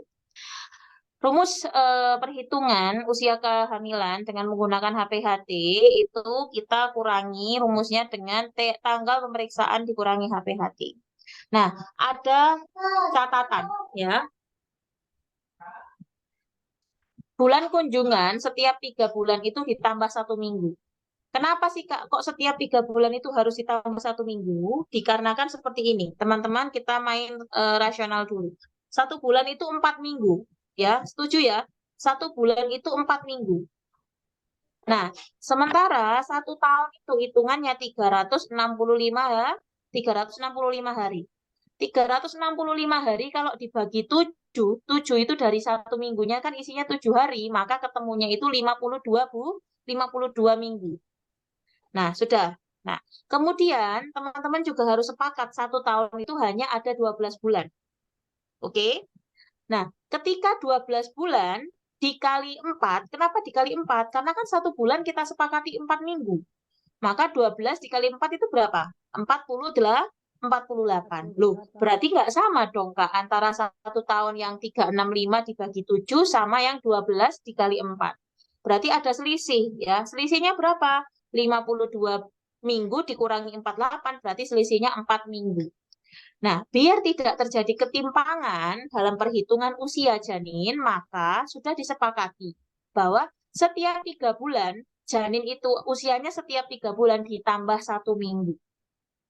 Kak, kalau janinnya usianya 7 bulan, 7 minggu. Kok 7 bulan? Ya, 7 bulan, sorry. Kalau dia usianya 7 bulan, berarti ditambah berapa minggu, Kak? Ditambah 2 minggu. Karena kan sudah ada 3 ditambah 3, ya. 3 bulan pertama, 3 bulan kedua. Karena dia sudah masuk 3 bulan kedua, maka ditambah 2 minggu. Kak, kalau misal dia usianya 9 bulan 5 hari, berarti ditambah 3 minggu. Pokoknya setiap kelipatan 3 bulan itu ditambah 1 minggu. 3 usia 3 bulan, 3 sampai 5 bulan itu ditambah 1 minggu, 6 bulan sampai 6 bulan sampai 8 bulan itu ditambah 2 minggu. Kalau 9 bulan ke atas, 9 sampai 12 itu 9 sampai 11 itu ditambah 3 minggu, kalau 12 ke atas itu baru ditambah 4 minggu. Nah, di sini teman-teman masukkan rumusnya. Tadi rumusnya adalah tanggal pemeriksaan dikurangi HPHT. Tanggal pemeriksaannya itu 29 November 2024, HPHT-nya itu 17 Mei 2024. Maka tinggal dilakukan pengurangan saja. 29 dikurangi 17 berapa? 12. Kemudian 11 dikurangi 5 berapa? 6. Maka usia awalnya adalah 6 bulan 12 ya. 6 bulan 12 hari. Kemudian ini kita konversikan ke minggu terlebih dahulu yang untuk 6 bulannya. Sebentar ya, Kak. 6 bulan itu kalau diubah ke minggu berarti tinggal dikalikan 4. 6 dikali 4 itu sama dengan 24 minggu. Dikali 4 dari mana, Kak? Yang 6 bulannya, tah? Kan kalau bulan diubah ke minggu kan otomatis dikali 4 dong. Kan 1 bulan itu 4 minggu. 6 dikali 4 sama dengan 24 minggu. Nah, karena setiap kelipatan 3 bulan itu tadi tambah 1 minggu, karena di sini dia sudah 6 bulan, berarti harusnya ditambah 2 minggu. Nah, usianya yang awalnya itu 24 minggu 12 hari, karena ditambah 2 minggu, maka jadi 26 minggu 12 hari. Gitu. Kira-kira ada yang masih... Ini soalnya kayak gini nih. Ya, soalnya sudah. Nih, lihat. Nah, ini. Ada yang mau ditanyakan di sini? Kalau yang masih belum paham, nggak apa-apa. Nanti tak jelaskan lagi. Belum pahamnya letaknya di mananya. Bingung 4 minggunya, nurse. Yang mana, Kak? Yang mana, Kak, kali?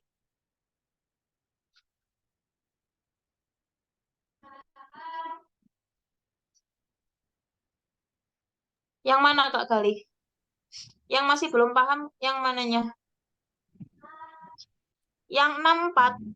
64 mana? 6 kali 4 itu, tak? Oh, ini, Kak. Jadi, 6 bulan itu diubah menjadi minggu. Nah, kalau bulan dikonversikan jadi ke minggu, kan otomatis 6 dikali 4. 4-nya itu dari 1 bulan isinya 4 minggu. Seperti itu, Kak Gali. Kira-kira gimana? Gimana, teman-teman? Paham? Paham nggak? Ayo, kalau belum paham nggak move aku ya. Paham ya, Kak Gali ya? Oke, kita lanjut. Oke. Nomor 20.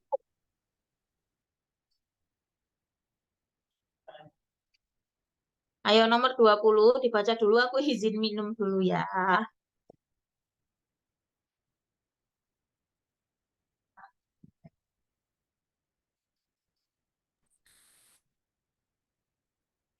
Seorang perempuan usia 30 tahun telah melahirkan anak ketiga secara spontan di ruang bersalin. Perawat telah memberikan suntikan oksitosin 10 unit pada jam 3.45. Kemudian dicoba melakukan PTT tapi plasenta belum lepas. Pada pukul 4, plasenta masih belum lepas dan terjadi perdarahan. Apakah tindakan yang harus dilakukan pada kasus di atas? Apakah manual plasenta, kompresi di manual interna, menunggu dan mengobservasi 15 menit lagi, memberikan oksitosin sebanyak kedua sebanyak 10 unit ataukah melakukan peregangan tali pusat terkendali? Kira-kira yang mana jawabannya?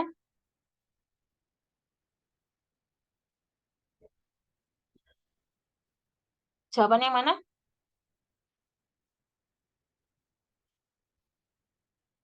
Ayo, ini sudah terjadi perdarahan.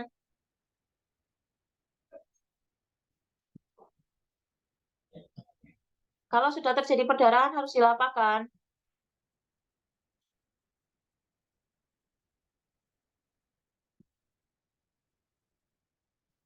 Ayo, kalau sudah terjadi perdarahan, apa yang harus dilakukan?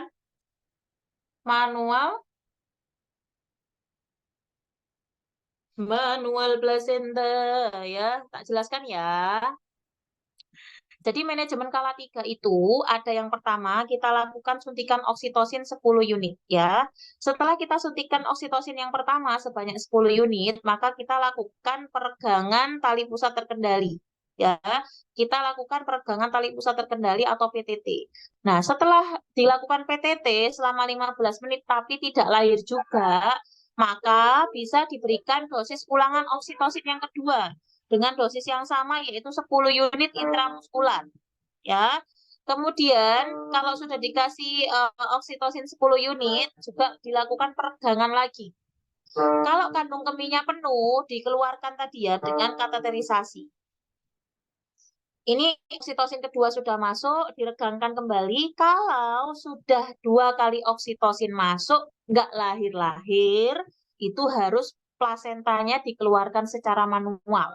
Atau jika kamu masih memberikan oksitosin yang pertama, tapi nggak lahir, tapi kok perdarahan, maka itu nggak perlu nunggu oksitosin kedua.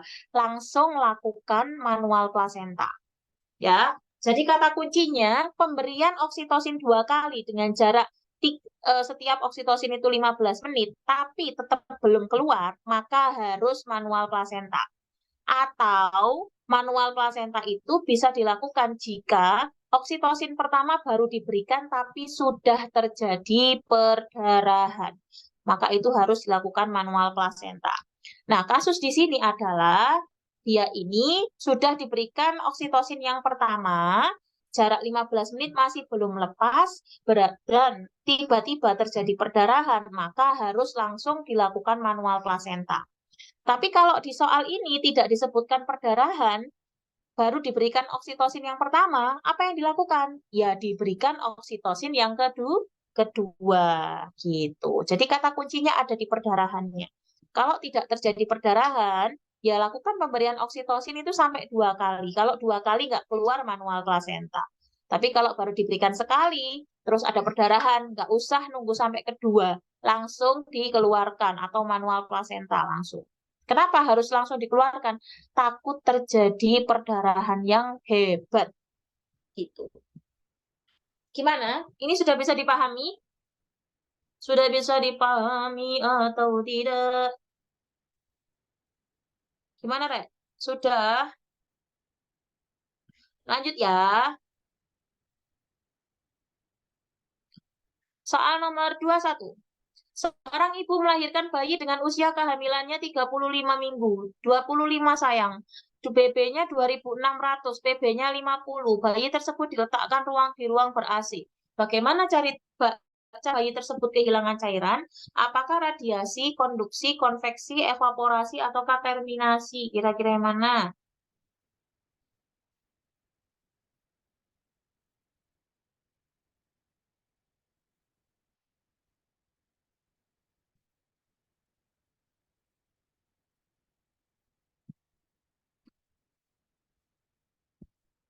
Ayo, apa ayo?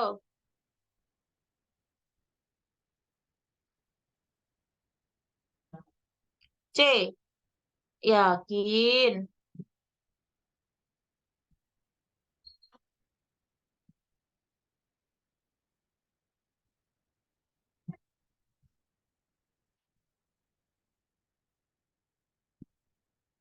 Yakin, Kak? Bismillah. Aku jelaskan ya. Oke, jawabannya adalah betul C ya. Jadi di sini ada 4 cara bagaimana bayi itu kehilangan cairan. Yang pertama ada evaporasi. Nah, evaporasi itu kapan sih Kak terjadi? Evaporasi itu biasanya terjadi ketika bayi itu kalau habis lahir langsung dikeringkan kan pakai apa sih namanya pakai selimut. Nah, itu tujuannya agar dia tidak kehilangan cairan lewat evaporasi. Evaporasi itu penguapan cairan ketuban pada permukaan tubuh bayi karena setelah lahir tidak segera dibersihkan. Itu evaporasi. Kalau konveksi itu gara-gara dia ditempatkan di lingkungan yang ruangannya itu dingin. Itu menggunakan konveksi.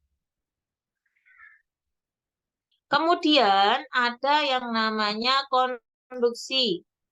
Nah, konduksi itu kehilangan panas tubuh melalui kontak langsung dengan permukaan yang dingin. Contohnya ya, kamu itu naruh bayi baru lahirnya itu nggak kamu selimutin apa-apa, tiba-tiba kamu letakkan di tempat bayi yang betul-betul dingin. Nah, itu bisa kehilangan cairan akibat kontak langsung dengan benda yang dingin.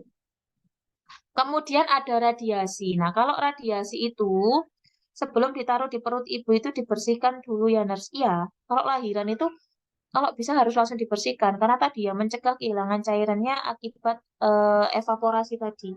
Gara-gara ketubannya yang menguap.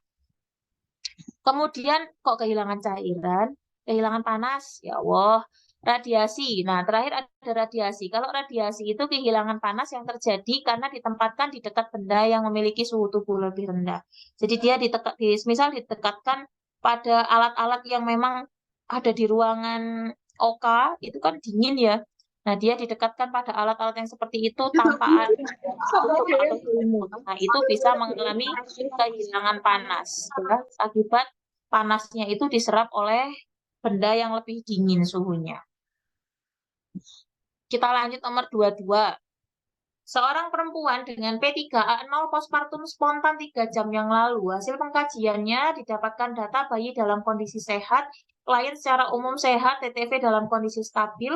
Saat ini ibu bayi hanya berfokus pada dirinya sendiri, sedang berada pada tahap apakah ibu tersebut? Apakah taking in, taking hold, letting go, ataukah postpartum blues, ataukah depresi postpartum? Kira-kira yang mana jawabannya?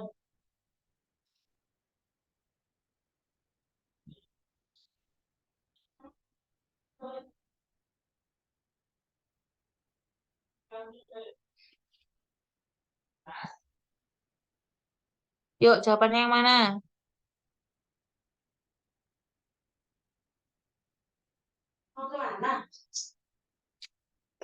Nah, ini ada cara menghafalkannya, teman-teman. Tahap psikologis postpartum itu ada taking in, taking hold, letting go. Taking in itu sama dengan dependent atau bergantung. Biasanya itu terjadi hari pertama sampai hari kedua.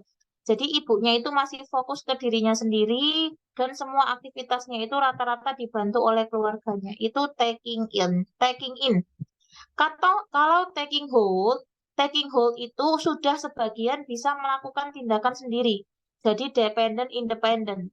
Ya, taking hold itu bisa melakukan tindakan sendiri sebagian, sebagiannya dibantu.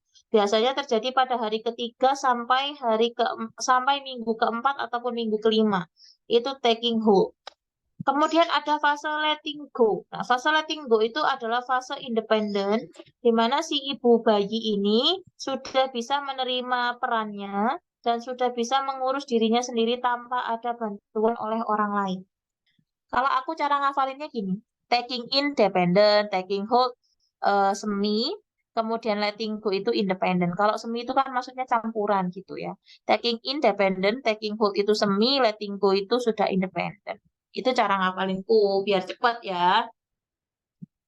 Oke, karena itu tadi di sini dia masih berfokus pada dirinya sendiri, terus postpartumnya juga baru 3 jam yang lalu, maka yang paling tepat adalah taking in atau dia masih di fase dependent atau bergantung. Kita lanjut nomor 23, Rek.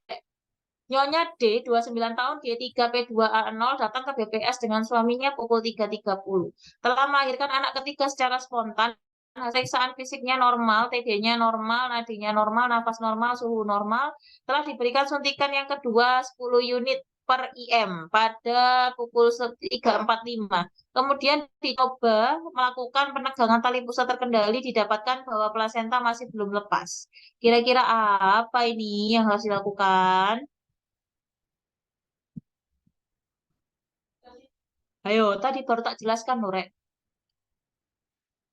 Baru tak jelaskan ini. Jangan salah ya, tak jewer. Ayo, baru tak jelaskan soalnya ini tadi.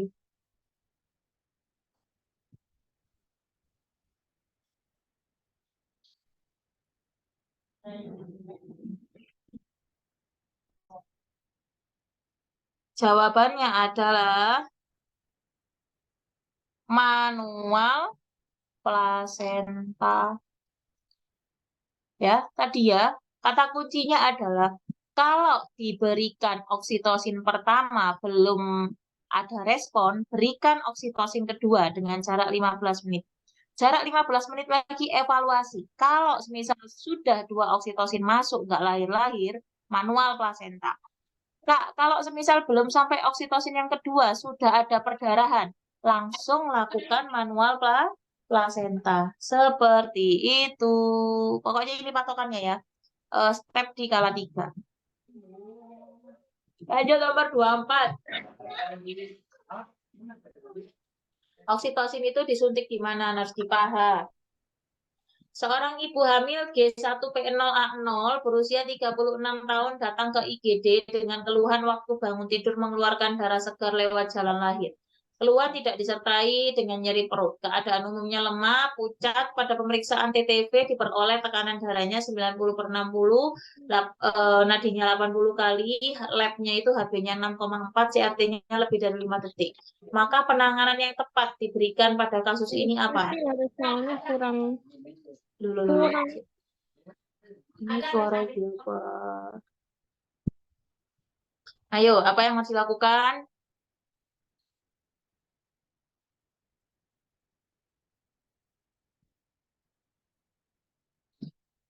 Ayo, apa yang harus dilakukan?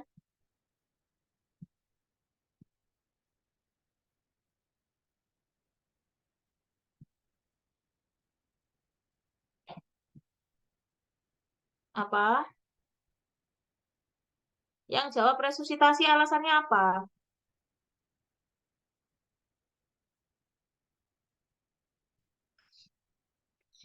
Apa coba?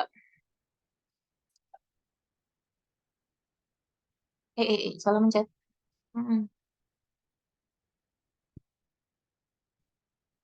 C. C itu apa? Infus NaCl dan dirujuk. Itu IGD, Kak. Mau dirujuk kemana, Kak? Dirujuk ke Tuhan Yang Maha Esa. Sudah di IGD, mau dirujuk di mana? Kecuali kalau ini di puskesmas ya, boleh lah. Nah, lihat dulu. Kalau pada pasien yang mengalami perdarahan postpartum, oh ini belum postpartum ya. Ini itu, oh ini tuh kayaknya lebih mengarah ke placenta previa. Nah, di sini pas waktu kita cek perdarahannya itu ternyata HB-nya 6,4, CRT-nya lebih dari 5 detik. Tensinya sudah mulai turun, nadinya masih normal. Maka tindakan yang paling tepat apa? Kalau yang paling tepat dengan kondisi HB-nya itu sudah di bawah 8, maka jawabannya adalah dilakukan transfusi darah. Ya, iya, ditransfusi karena alasannya itu HB-nya sudah di bawah 8 ya. Kalau semisal HB-nya di atas 8, Kak, misal 8,1 sampai dan seterusnya, dengan kondisi tensi turun, lemah, pucet, maka apa yang harus diberikan? Ya resusitasi cairan. Karena ini teman-teman fokus lihat di HB-nya, karena HB-nya itu turun jauh di bawah angka 8, itu sudah indikasi untuk dilakukan transfusi. Makanya tindakan yang paling tepat adalah pemberian produk darah atau transfusi produk darah.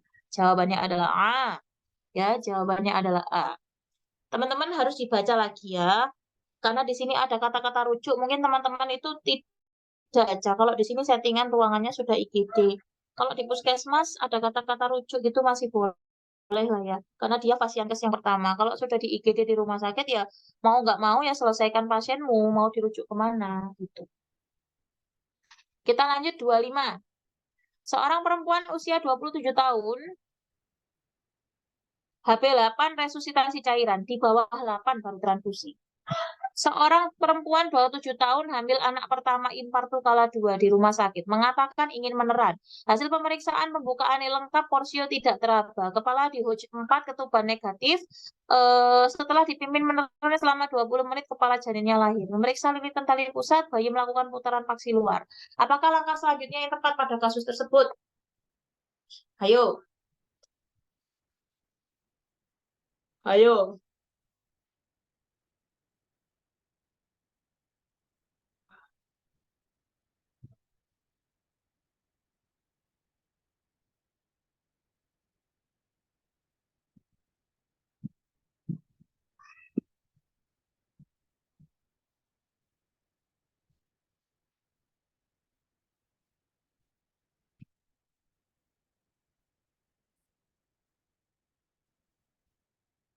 E.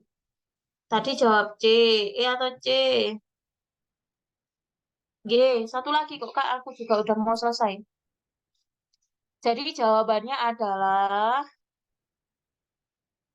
nih ya, kalau kepala bayinya udah keluar, yang kita harus lakukan adalah periksa lilitan tali pusar. Kalau sudah diperiksa lilitan tali pusarnya, kita tunggu putaran paksi luar. Kalau putaran paksi luar sudah terjadi, maka selanjutnya adalah kita bantu untuk melahirkan bahu bayi. Begitu. Jadi jawabannya adalah E. Oke? Gimana? Ada yang mau ditanyakan?